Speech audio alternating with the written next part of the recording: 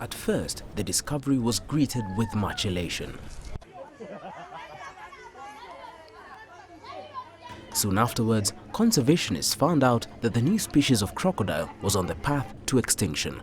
Now, in its struggle to survive, the West African slender-snouted crocodile's fate is tied to a zoo in Cote d'Ivoire's capital Abidjan that itself faced an uncertain future not long ago. Essentially what we did was we kind of looked at some of the historic literature, and I don't mean from 20 or 30 years ago, I mean from 150 years ago, at what some of these very early British and French natural historians were recognizing about crocodiles across the landscape and what they were describing as unique species based on what characters and why, and some of them made sense. In 2011, following a decade-long political crisis and a contentious presidential election, civil war broke out in the country. Gun battles were raging in the neighborhood surrounding the Abidjan Zoo.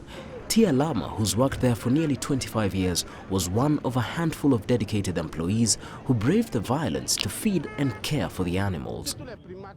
There was nothing to eat, especially for the primates who like to eat papaya tree leaves. We had to go outside to get them food to eat. There were personnel who were stepping over dead bodies to go out looking for food. If we didn't, what were the animals going to do? They didn't ask to be here. Today, the zoo is slowly recovering. New animals have been brought in. Visitors, many of them school children, pour in to catch a glimpse of animals most will never see in the wild. This group of more than 30 crocodiles represents the largest captive population of West African slender-snouted crocodiles in the world.